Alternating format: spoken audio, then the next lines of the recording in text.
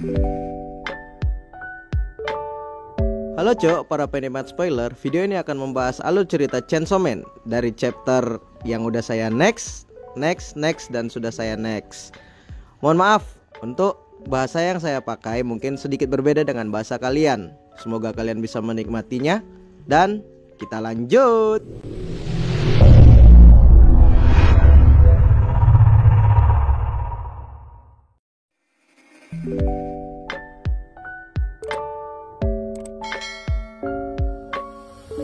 Siang itu, Hayakawa dan Devil Angel ingin berpatroli untuk berkeliling kota. Tetapi terhalang dikarenakan si Devil Angel ini sedang makan es krim dan sudah 3 kali dia memesan es krim yang sama. Katanya, ternyata memakan es krim itu membutuhkan stamina ya. Jadi, karena kelelahan, Devil Angel pun berkata, "Aku tidak mau kerja lagi untuk hari ini." Dan Hayakawa pun tertegun sembari berbicara. Ada tim ekspedisi yang tahu keberadaan di mana Gun Devil berada. Dan untuk mengangkat reputasiku, aku harus mengalahkan Devil yang lebih besar lagi. Karena saat ini hanya kaulah rekanku, jadi tolong bantu aku ya.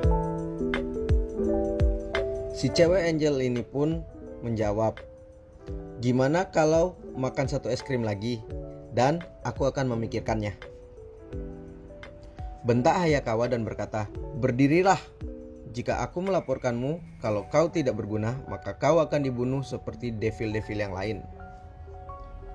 Jawab Angel, "Jika itu berarti aku harus kerja, maka sepertinya mati mungkin pilihan yang bagus." Sambil menghela nafas.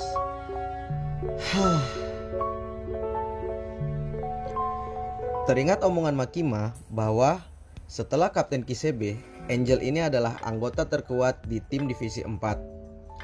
Jika kamu ingin bergabung ke tim ekspedisi, maka belajarlah untuk sedikit akrab dan bisa manfaatkan dia, berkata kepada Hayakawa.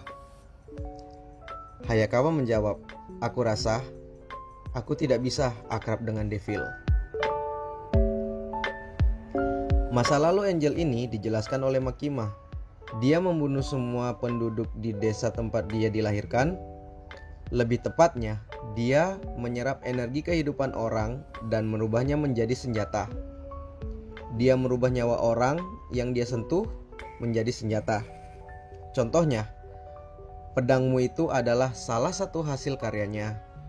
Dia mempunyai kemampuan spesial seperti bisa memotong hantu yang harusnya tidak bisa disentuh.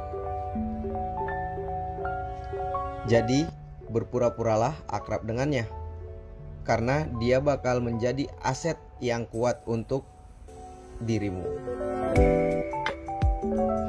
Di suatu tempat di mana Hayakawa baru habis membunuh Devil, berkatalah Hayakawa, "Kalian berhati-hatilah, jangan menyentuh darah atau dagingnya." Mendekatlah si Angel, berkata, "Dia sepertinya iblis ini lezat." Dan kagetlah ketika melihat manusia yang baru habis dimakan oleh iblis itu dan bilang, "Kayaknya orang ini adalah pembunuh Devil swasta." Ternyata manusia ini masih hidup sembari berkata, "Bunuhlah aku." Hayakawa pun menyuruh Angel ini untuk membunuhnya agar dia dapat pergi dengan tenang. Angel pun menjawab, "Tidak mau," dan berkata, "Sebelum aku menjadi angel atau malaikat, aku adalah seorang iblis. Jadi, menurutku, manusia harusnya menderita ketika dia mati." Tak berlama-lama, Hayakawa pun mengangkat pedangnya lalu menusukkan tepat di kepala manusia ini lalu berkata, "Aku memang tidak bisa berpura-pura untuk akrab denganmu." Jawab Angel, "Ini sepertinya itu terdengar sesuatu yang memang ingin kau katakan." Di tempat lain, tibalah Denji di warteg langganannya dan langsung memesan menu makanan kesukaannya. Tiba-tiba ada seorang cewek entah dia adalah anak dari yang punya warteg atau apalah. Tapi kita sebut saja cewek ini cewek warteg. Menawarkan untuk duduk di sebelahnya dan bertanya, bekerja sebagai pemburu devil? Apakah kamu tidak pergi ke sekolah? Mungkin situasimu pasti buruk ya. Mendekatlah cewek ini ke Denji dan mengajak Denji untuk belajar membaca tulisan kanji. Tulislah Denji tulisan kanji dengan arti batang zakar, karena hanya itu saja yang Denji ketahui. Aku mungkin akan senang ke sekolah jika bareng denganmu, kata Denji. Sontak kaget Denji karena refleks mengatakan hal itu.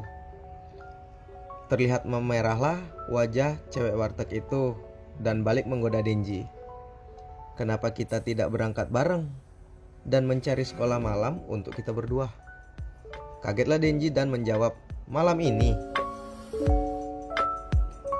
Di tempat lain, ada seorang laki-laki yang sedang berbicara dengan devil yang berada di dalam tubuhnya. Devil ini bernama Typhon.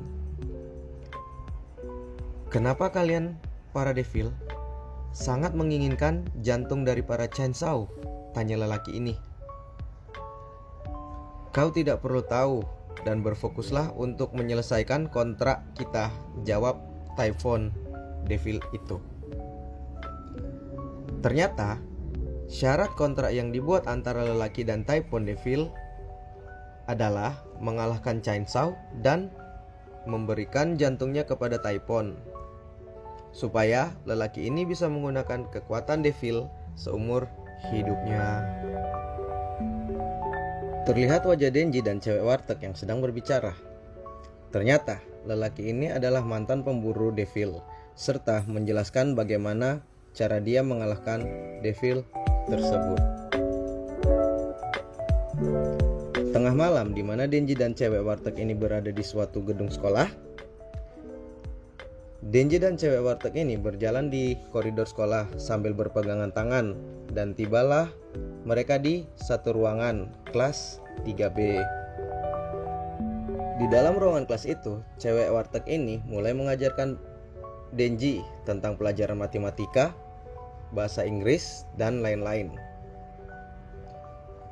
Kurasa aku bisa membayangkan sekarang begini ya rasanya sekolah, jawab Denji. Apa kau sungguh tidak pernah bersekolah?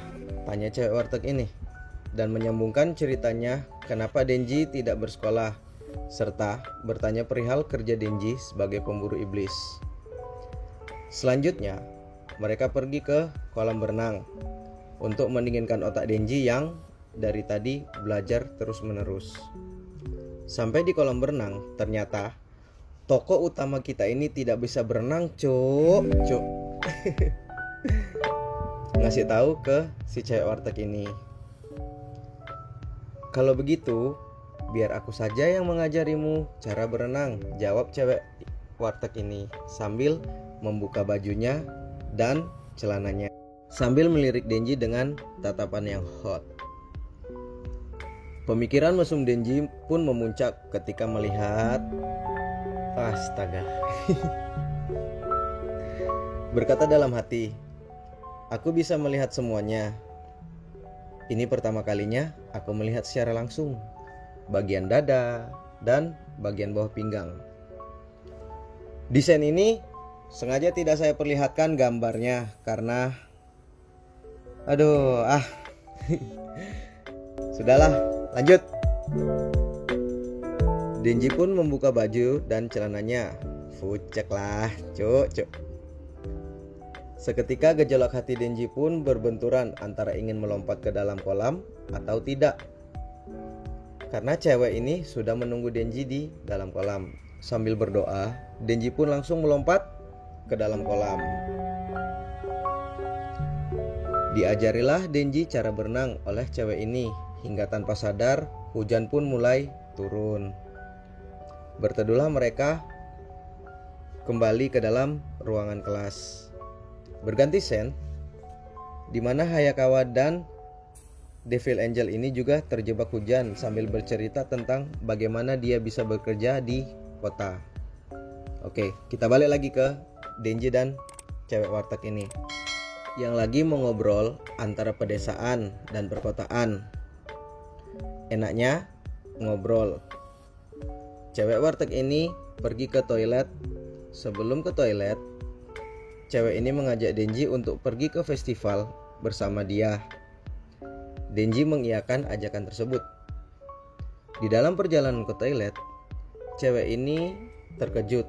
Tiba-tiba dari dalam kegelapan itu muncullah sosok bayangan sambil memegang pisau dapur dan mengajak cewek ini ke toilet bareng-bareng.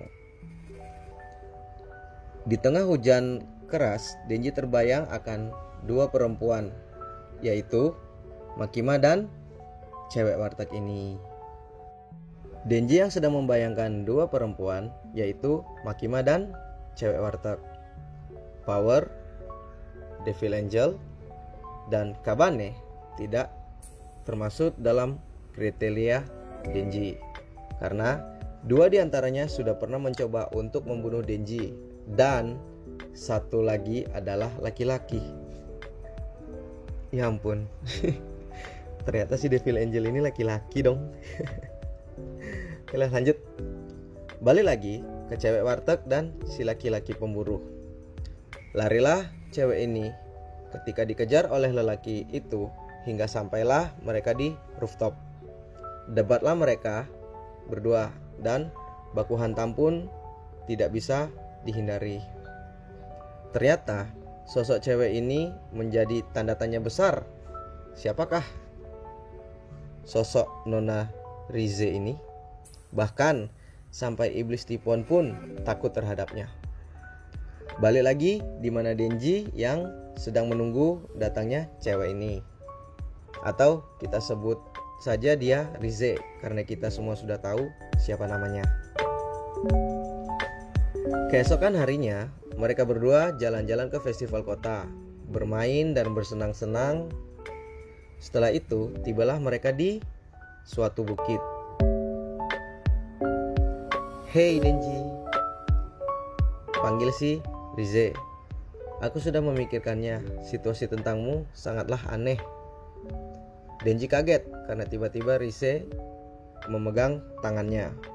Dan Rize pun langsung mengungkapkan perasaannya kepada Denji dan mengajak Denji untuk kabur menjauh dari kota. Kelanjutan Denji dan Rize. Ketika Rize sudah mengungkapkan perasaannya, Denji pun seakan-akan ingin menolak perasaan Rize karena dia sadar dia sudah mulai diakui dalam dunia pekerjaannya, sudah mulai dekat dengan orang-orang yang dulunya menyebalkan buat dia, dan Denji pun seakan sudah mulai menemui tujuannya di dalam dunia pekerjaannya. Ketika Denji mengatakan semua itu, tanyalah Denji kepada Rize, "Kalau aku terus bekerja, apakah kita masih bisa bertemu?" Dengan wajah yang memerah, Rize pun menjawab, "Begitu ya, aku paham."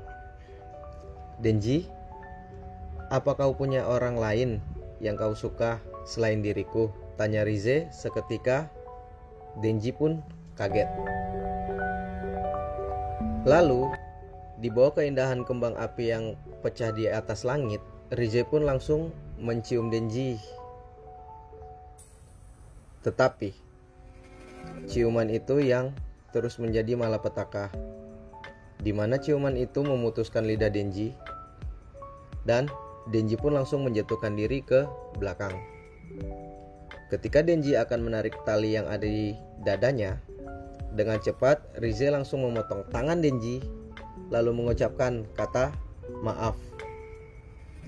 Lalu saat Rize mengatakan ingin mengambil jantung Denji, tiba-tiba muncullah Shark Devilman memeluk Denji dan langsung melompat ke jurang sembari berkata, "Kenapa aku tidak menyadari baunya dari tadi?" Dan memberitahu Denji kalau wanita itu sangat-sangatlah berbahaya. Ternyata saat Rize menarik tali yang ada di lehernya, Boom! Rize adalah iblis bom yang langsung memperlihatkan wujud aslinya dan langsung mengejar mereka berdua. Saat dimana manusia hiu itu berlari menggendong Denji, tiba-tiba serangan muncul dari depan hingga menghempaskan mereka berdua. Jika kau ingin aku melepaskanmu, tinggalkanlah Denji di sini, kata Rize, si iblis bom. Dengan wajah yang emosi, berubahlah manusia hiu itu menjadi Shark Devilman dan hendak menyerang Rize. Saat ingin menyerang Rize, dengan sedikit sentuhan, Rize langsung meledakkan Shark Devilman hingga hampir mati. Orang-orang dari divisi pemburu iblis swasta pun datang sembari ingin lewat, tetapi mereka melihat ada iblis yang baru saja membunuh sesuatu. Ketika mereka bertiga ingin menyerang Rize, dengan cepat Rize membunyikan tangannya dan melemparkan sesuatu ke salah satu badan pemburu iblis itu, dan meledaklah mereka bertiga. Tanpa sadar, Shark Devilman sudah kabur membawa Denji. Kita berganti sense, di mana di suatu bangunan terlihat Hayakawa yang baru habis latihan tinju. Datang si Nomo untuk mengajak Hayakawa kembali ke tim 2 dan bercerita tentang divisi khusus. Lalu Hayakawa pergi untuk mengganti bajunya, dan si Angel datang menghampiri Hayakawa dan berkata, "Bukannya kau akan mati 5 tahun lagi?" Saut Hayakawa, "Dari mana kau tahu?" Setelah percakapan itu, tiba-tiba Nomo berteriak, "Turunlah sekarang, Aki!" Sampai di bawah, Aki pun terkejut melihat manusia hiu yang sedang memeluk Denji yang sudah berlumuran banyak darah. Tanya Hayakawa, apakah seorang devil mengalahkannya? Dengan suara yang lemas, manusia hiu menjawab, "Iblis bom telah datang." Bom adalah rekan Devil Gun. Lalu berteriaklah manusia hiu, "Dia datang! Bom datang!" Dari kejauhan terlihat Rize datang. Lalu Nomo memberi larangan kalau tempat ini adalah fasilitas latihan divisi anti-iblis atau devil.